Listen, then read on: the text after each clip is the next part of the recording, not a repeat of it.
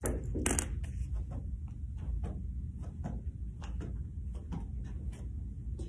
it going, guys?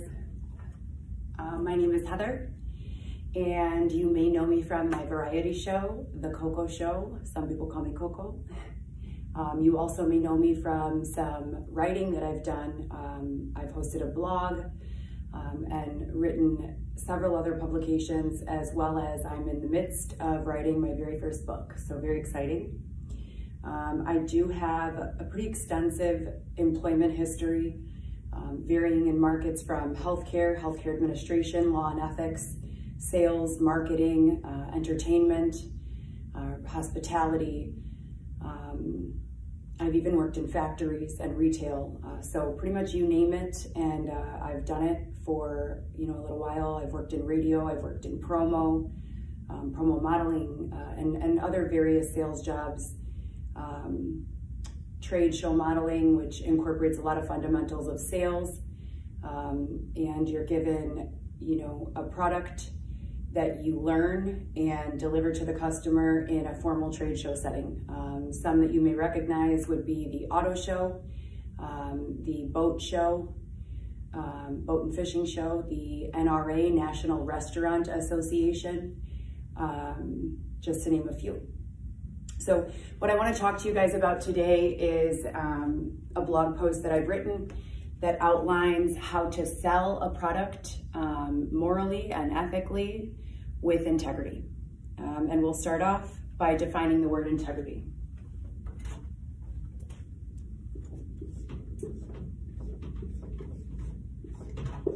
This is a huge theme.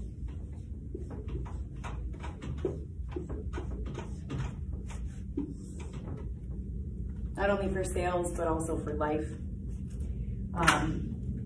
So integrity is defined as soundness, robustness, strength, sturdiness, solidity, solidness, etc. In other words, you want to make sure that your product and the delivery of your product is conveyed accurately to your customer or client, and that if you have to lie, scam, or cheat the customer, the sale is clearly lacking in integrity and you should not engage in the sale. That would not be considered a good sale. And these teachings are from a blog post that I wrote called Good Sales Only.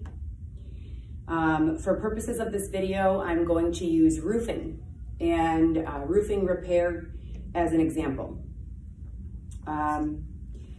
If your product is a new roof on someone's home, someone you would not want to sell to, someone with a brand new roof on their home, right?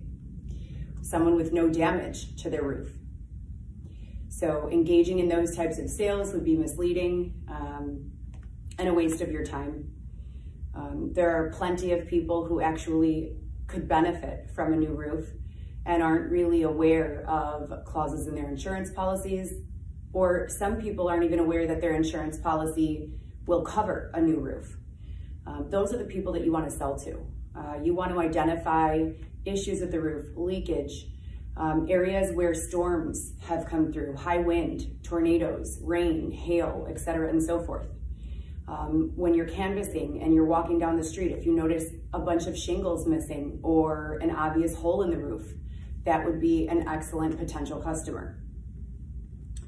Number two, you want to let your product sell itself by identifying why it is needed. Now, in the example with roofing replacement and repair, it's obvious. If the home is missing shingles, the roof is clearly damaged, and they can be susceptible to leaks, or further damage, mold, etc., and so forth, if the roof continues for an extended period of time to remain broken or defective.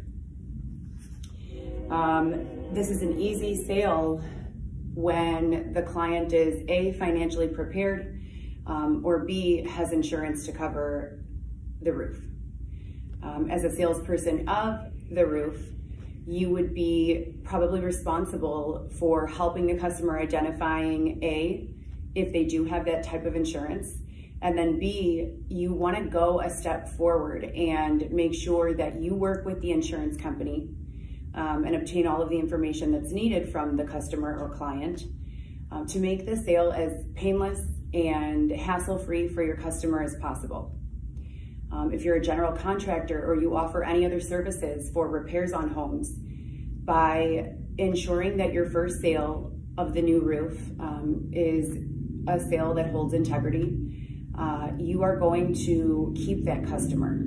You are going to have that customer feeling like they can trust you, and in the future, they will probably call you for other needs.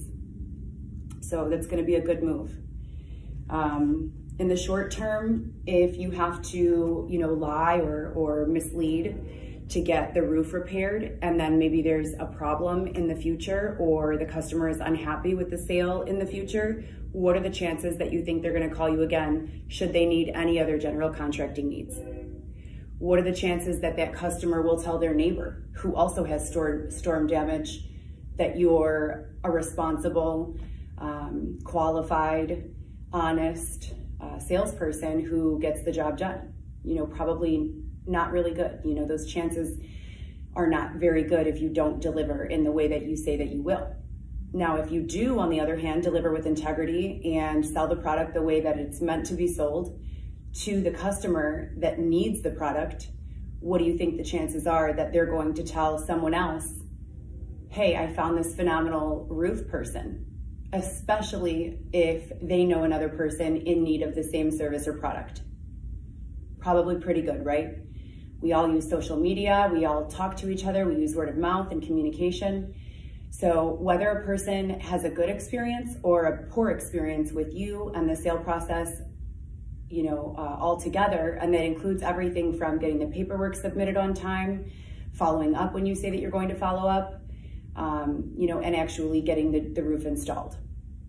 When a customer is happy, you are just putting yourself in a position to have more business relationships with that customer in the future, as well as anyone that they speak with, word of mouth, additional referrals, etc., and so forth. So you want to keep the sale, honest, to the point, and deliver what you say you're going to deliver. Number 3, sell yourself on your cause and with your cause by being the customer or client. And what I mean by this is put yourself in the customer's shoes. When you're speaking with your customer, if you're just rambling off a bunch of, pre-written script, you have no idea really what you're talking about. If they ask questions, you have no idea how to answer them, but you pull some random answer. People can sense dishonesty. Okay, you want to know your product, and you want to put yourself in the customer's shoes when you're delivering this product knowledge and think, if someone were talking to me this way, if someone were handling me this way, and they wanted me to be a customer of theirs, would I be reciprocal to that idea? Would I be willing to be a customer? Would I buy what they're selling? Would I believe what they're telling me? If when you're delivering your sales pitch, which I don't like to use that word too much, because I strongly feel that when your product holds integrity, when you are making a good sale that's a good fit to the customer, the product absolutely will sell itself. But just again, you want to put yourself in the shoes of your client or customer. Listen when you're speaking as if you were receiving the information, and then make alterations to the way that you engage. If you feel like, you would probably say, that sounded weird, or that doesn't sound right, don't say it. Be the customer, receive the information that you're going to deliver as the salesperson, liaison, and evaluate yourself. Number 4, be a liaison rather than a salesman. And this kind of goes hand in hand with number 3, deliver to yourself first. Sell to yourself first. Look yourself in the mirror while you're delivering these sales pitches and while you're delivering product information, and be confident. Practice as many times as you need, but make sure that the information that you're delivering is accurate, and that if you are unaware or there's any chance that it may not be accurate, that you either A, educate yourself completely, if possible. Again, when you're working with insurance companies for reimbursement, or other variable factors, you might not know all of the information. Just make sure that you have the pertinent information, and that if there is information that's being requested of you that you don't understand or you don't have an answer to, that you simply communicate that to the client. You know what, Mr. and Mrs. Smith, Mr. and Mrs. David, I don't know what to say. I can't answer that right now. Actually, I do know what to say. I can't answer that right now because I don't know, but I will find out. Give them a reasonable amount of time that you'll be back with the rest of the information. I'll give you a call. How's your schedule tomorrow? How about if I give you a call by noon tomorrow with all of those answers? And then set yourself a reminder in your phone or write down a reminder and follow through. Find out the answers. Don't leave it on the client or customer, because once they have to start working for it, there are so many ways that they can probably find different vendors, even accidentally.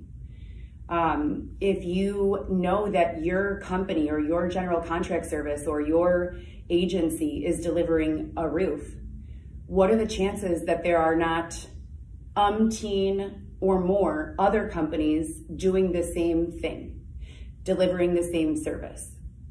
Once you leave your customer to go do all of the research on their own, they simply Google, and now they're given a list of who knows how many other general contractors, and they're gonna start calling to inquire and find their answers. And now the sale gets messy. Now they might work with someone else. Now they might become resentful that they have to do all of this work. Tell them that you've got it under control. Be their liaison. Sell to yourself. Have the information that you would want to know if you were the client. And if you don't have the information, let the client or customer know that you will obtain the information and get back to them in a timely fashion, and then follow through. Number 5, do your homework. And again, this goes back to product knowledge. We've touched on this a bit, but I cannot tell you how important this is. If your company doesn't offer shingles, that come in gray, I don't know how applicable this is, but let's just imagine, and your client is absolutely insistent on gray shingles, you would never say to the client, absolutely, we've got gray shingles, right? You would say to the client, you know what? We don't have gray shingles. However, I have 30 other color options for you. I can bring by samples tomorrow, or, something like that. Let them know exactly what it is you can deliver, and focus on what you can deliver rather than what you cannot. And you're gonna need to make, depending on your product, you're gonna need to make a personal determination as to what is actually essential to be communicated and what is maybe not so essential. If you go running up to someone upon your initial engagement with them with specs of your product that last an hour long, and they're sitting there yawning, the shingles are made of carbon complex, and rambling off all of this information that's, let's be honest, mostly useless to the customer, they're gonna lose, their ability to engage with you. And you wanna always keep your customer engaged and actively listening, and communicate the information that they really need to know. An example would be a deductible. Another example would be, hey, I know that this happened to your garage. I'm looking at your insurance policy. It doesn't cover your garage. This is for your home only. Those types of details are essential to the sale. Without identifying what types of details are essential to the sale and the product that you're delivering, not only are you wasting your own time, but also the time of the client. Now, if you do your whole entire job and you deliver all of this essential information to your client, and your client decides at the end, you know what, I'm not gonna move forward with this company. But you've done your job, you've been honest, you've delivered, you've relayed all of the essential product information. What have you done in that interaction? You've built trust. You don't know where you as a person or your company is headed in life. You could be selling roofs this year. Next year, you might be selling cell phones. If you don't make one sale, that doesn't mean that you cannot still retain that customer as a future customer or a future client for another product or service, or even the same product or service. Maybe they move. Maybe they're buying rehab homes. or homes to rehab. If you are honest, if it's not a good match and you let them know, you have built a rapport, you have built a trust, a bond with this client that is most likely going to end in them feeling like they can call you again. Number 6, again, be an advisor, not a bully. If there's one thing, when it comes to people in general, human psychology says most people don't like too many decisions. They don't like too many options.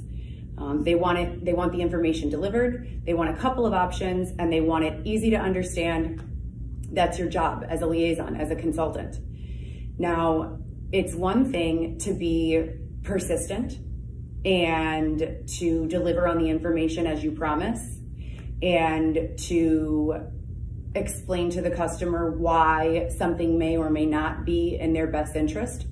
That's your job as a salesperson, to know why a certain product would be a good fit or service and why it would not be. But once a customer has firmly communicated that they are not interested, again, back off.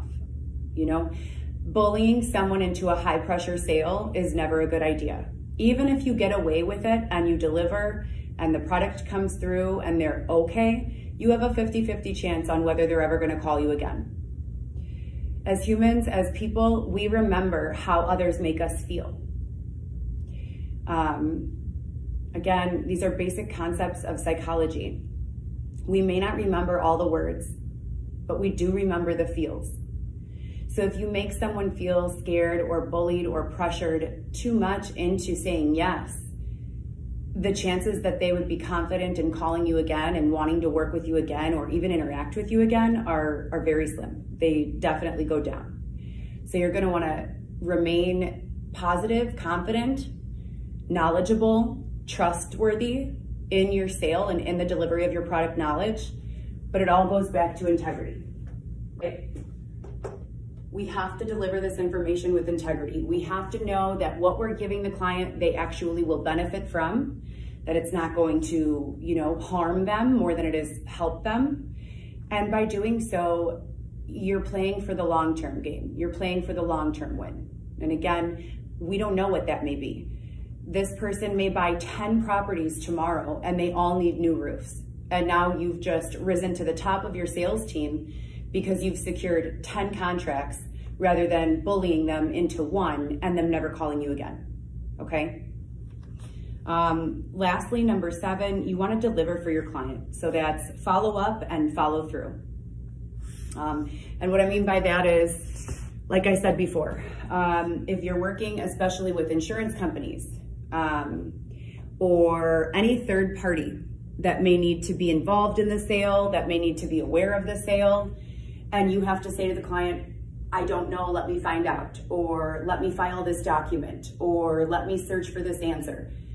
Do that, I can't tell you how many salespeople I have witnessed, even in a face-to-face capacity at a trade show, just from a lack of follow-up and follow-through, losing the sale completely. If you tell the customer you're gonna call them tomorrow, call them tomorrow. If you've called the insurance company 50 times and you still don't have the answers that you need, still call them tomorrow.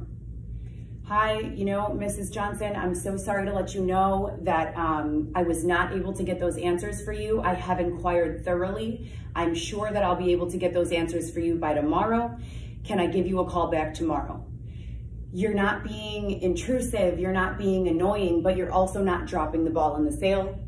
You're also not leaving your customer wondering what happened to them, where are they? Are they going to, continue this sale? Are they gonna be a good fit? Are they acting as a liaison to me and my needs? Because again, as a salesperson, that's what you are. Your job is to deliver the best fit to your customer. So follow up and follow through. Call your customer back, keep them in the loop. Don't inundate them with unnecessary information, but make that connection with them so that they're completely aware and trusting of you, that you will actually deliver on what you're saying you're gonna do. Even if that means calling them back and saying, I don't have that answer yet. I know myself as a customer, ask yourself, If someone promises that they're going to get back to you in 24 hours and you don't hear from them for a week and then they call you back, you might still continue working with them, but you're going to have questions and reservations as to why they haven't followed up with you. Now, if that person calls you back in a day and says, I'm so sorry, I don't have those answers, I'm still waiting on the insurance company to give me a call back, and I'll give you a call as soon as they do. Now you've built the rapport, you've built the trust. Whether or not the sale goes through, you can count on this person to either review you highly in word of mouth, and just praise your work ethic and etiquette in dealing with them. And again, that may not be instant gratification where you're getting a payout from that customer immediately, but in the long term, that's definitely going to pay off. So basically, the most important thing is everything you're doing in sales and marketing, make sure you're doing it with integrity. If you're selling roofs, don't go to your customer and say that you're selling carpeting. Basic concepts, be trustworthy, deliver what you say that you're going to deliver, and do so in a timely fashion and in an as honest and straightforward as you possibly can. Now, there may be instances, for example, with the roofing, where you know for a fact, or not for a fact, but you have an inkling or you have an idea that maybe the insurance company's not going to cover something, but there's a chance that it might.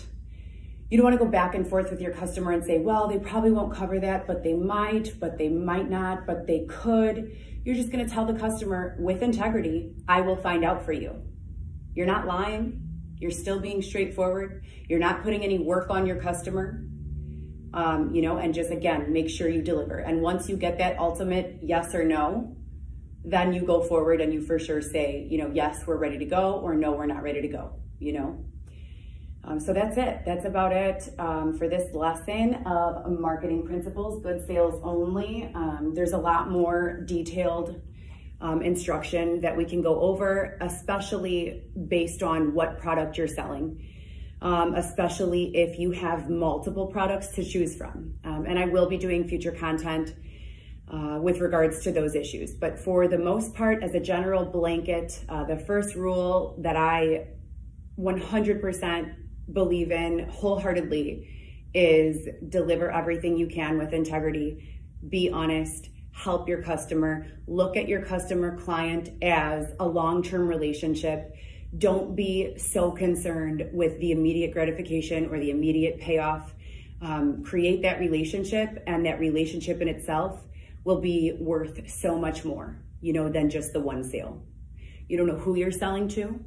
You don't know what they can provide back to you, or where you'll cross paths again in the future. So just deliver with integrity and do your homework. Thank you guys.